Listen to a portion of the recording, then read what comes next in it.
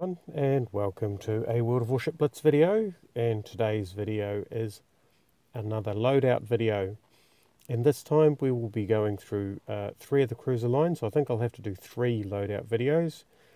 Today's is the what I'd call the knife fighting cruiser lines, so the ones that I find rely more on agility. That's the British, the German, and we'll get to that. There'll be opinions around that, and the Pan-Asian. So there will be another video around the American cruiser lines, because there's so many of those cruisers, and one that will cover off what I'd call the sniping cruiser lines, which is the Japanese, the Russian, and the French. So what we'll do is we'll start with the British, because the British of all the cruisers are probably what I would describe as they're the light cruisers, and they're probably the most close combat orientated, if such a thing exists in the cruiser world. So we'll start with the Emerald. Now, not many people rate the Emerald. I quite like it. Maybe it's because I like the challenge. So we'll go first of all and look at what we've got for it. I've got the torpedo traverse speed. To be fair, I probably should have gone for the cruiser modification rather than the advanced torpedo tubes. The loadout for the Emerald is a little bit different from the loadouts because of the limitations of the Tier 5 equipment choices. So there's gun rotation, which is pretty standard up until Tier 8. There's turning, and there's yet more turning. So the focus of this is to remain agile, because I do get in a little bit closer to destroyers, and I want to be able to maintain the right angles to defend against torpedo responses. The supplies loadout is high-grade coal for concealment, although I should probably get rid of it because it doesn't make that much of a difference. Improved crew rations for the improved reload, even though it's a small bonus, every bit counts. And the refined diesel for improved ship performance. And those are very standard across my cruiser lines. The Leander, as you can see, has historical camouflage, so it becomes one of my favourite ships. You'll see here, because I use this for harvesting wins for events, and it's probably one of the ships that I'm most reliably able to get a win out of. The Huang Kuei is another one. I'm actually using my massive stock of premium or advanced repair kits and advanced damage control kits. I only use it in this because I don't want to accidentally start spending gold, because I auto resupply. This has a fairly typical Tier 6 and 7 loadout, equipment loadout for British cruisers. So there's the gun rotation. The guns do all the damage, so they're the things that I want on target the most. And I don't go for the rapid reload, the battery modification 2, because that survivability means that you spending time without guns is way worse than a slightly longer reload time. 5% isn't much in the grand scheme of things, and often in a knife fighting situation, often you are in a situation where you're firing, but often you're busy getting things on target. Steering gear modification 1, pretty standard for me, and the concealment system modification 1. This is a personal choice thing, but I find that being the first cruiser detected in the game is a very bad place to be, and my win rate has improved quite markedly. So once you've fired and you're in the thick of it, yeah, sure, this doesn't make much difference, but at the starting positioning, this is massive. And to give you an idea, I've got the historical camo, I've got the high-grade coal, and I have the concealment modification. My surface detection is 6.45, which when you're closing with a destroyer that may have 5.8 or 6 kilometres detectability, they'll detect you and then you're on them. So, yeah, no, that's my choice, and I stand by it, and it's fantastic for this ship.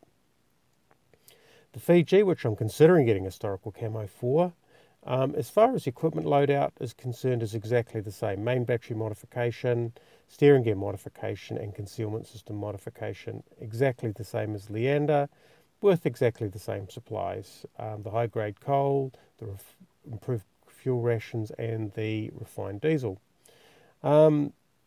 I don't have the premium consumables used here because I don't want to run them all lit out. Yeah, and for the elite bonus, and I'll need to go back to the Leander and take you through it. What I've taken here is the main battery traverse speed. I spend a lot of time in a knife fight getting those guns back on target, and I've found this just removes the problem of being not quite in a position to shoot. So really it's all about maintaining, sort of good angles, getting guns on targets. I can switch targets quickly. If something disappears, I can get a couple of shots off at a different target. This really suits my style of game. For the Leander, you'll find that my armory has exactly the same. I've gone for the main battery traverse speed, and I don't regret that. So the Fiji and the Leander have the same equipment loadouts, which, interestingly enough, for the Belfast is almost the same. So I have high-grade coal. I have preventative maintenance. I have no idea why I have that. I suspect that I've clicked that by accident. So, in fact, yeah, the loadouts for the Belfast are the same as for the Fiji. Yeah, I don't know what's happened there. The equipment loadout, so the supplies loadout's the same. The equipment loadout is exactly the same. Main battery modification 1, steering gear modification 1, concealment modification 1. And you won't be surprised to know that the advanced turret, that 20% main battery traverse speed is what I have here. And the reason for that is simple. Although the Belfast isn't quite the same close-in knife fighter, it spends a lot of time shooting HE from a distance, it only has those main guns, and if those main guns are not on target, you're not doing anything, and worse than that, you're not actually a threat. So, if I want to switch sides, if I'm kiting or I deal with one target, need to switch to another, I need those guns moving quickly. So it has the main turret traverse as its elite skill. The Edinboro starts to break the mould. So from a supplies perspective, it's a clone of all the ships up until this point. From an equipment loadout perspective, it has a concealment system modification and the steering gear modification, but here it has main battery modification 3, and the reason for that is the dispersion improvement. Now, the ranges in Tier 8 games are longer, so with the advanced turret that gives me the traverse speed, essentially it's like having a free equipment loadout module.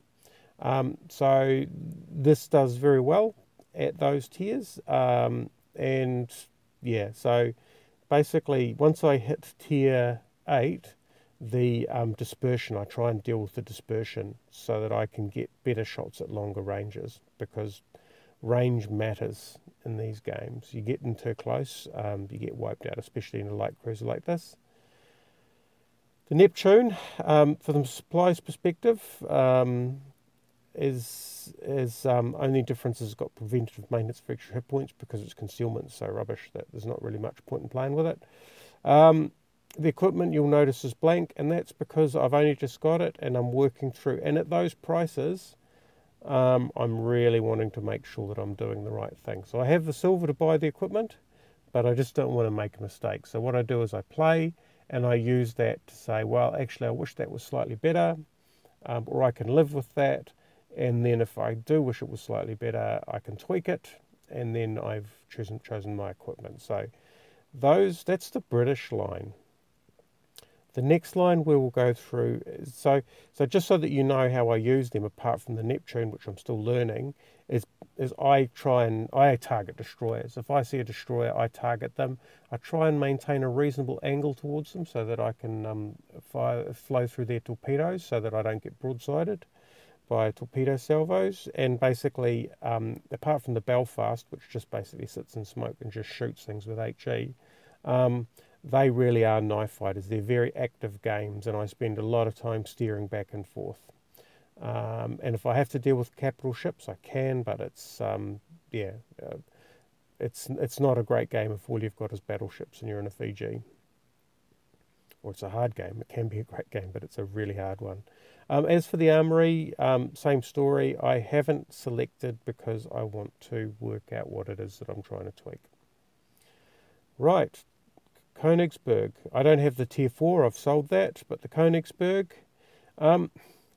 These are what I would describe as experimental loadouts. So I originally had turret traverse, but what I've done is I've gone for main battery reload time, and I'm taking the survivability risk to see how I like it. Here I've gone for traverse, and here I've gone for a little bit of extra speed, and probably what I should look at doing is maybe going for the steering gear modification 2 and the acceleration propulsion modification 1 and get acceleration. As far as the main battery, I get plus 7% traverse speed and a reload time of minus 3%. So I've really gone for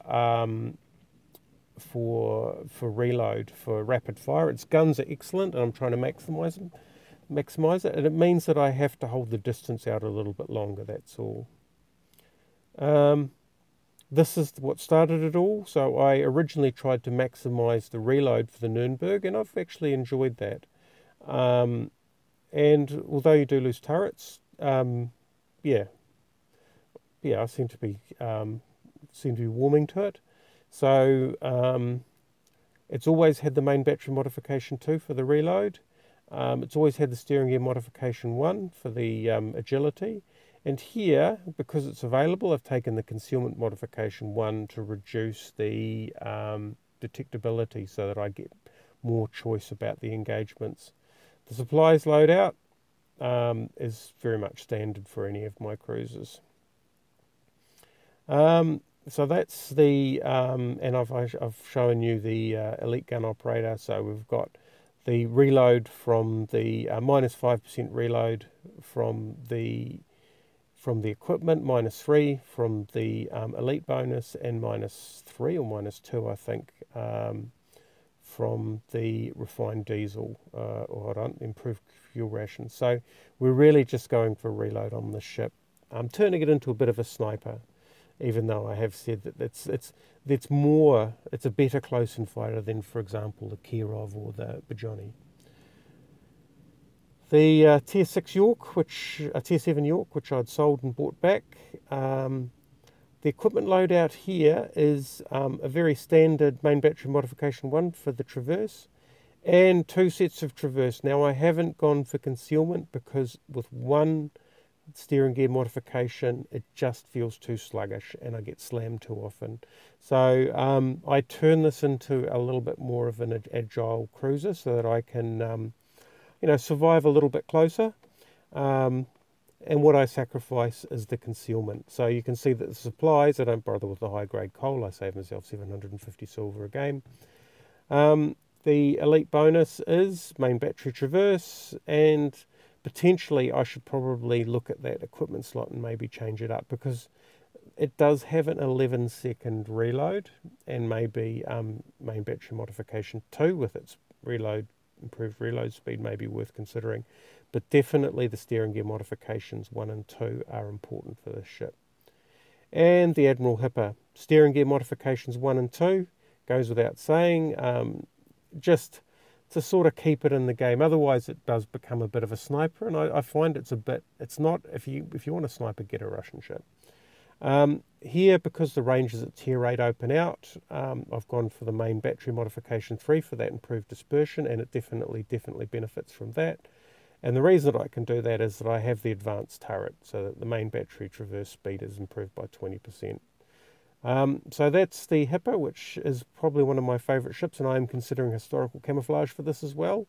It just suits my style. It hits hard with that extra turning modifications, that steering modifications. It is very capable. It's a good little ship, and I quite like it. And I've accidentally liked it, if that makes sense. The Huanghui is my sole Pan-Asian cruiser. And as you can see, I've purchased the historical camo. It is a Leander with 1 less gun and a lot more tricks. And as a Leander, or a Leander clone, essentially the benefits, the equipment that I've got for it is exactly the same. Main battery modification 1, steering gear modification 1, and concealment modification 1, with similar results. It's 6.45 kilometres of detection on the Leander, And here we have 6.50, so almost identical. Oops, don't do that. Right, the supplies, exactly the same as Leander. Exactly the same as Leander. So this ship is, I do enjoy using this ship, and it is one of my go-to for wins. I haven't selected the advanced supplies simply because, yeah, well, we probably should actually.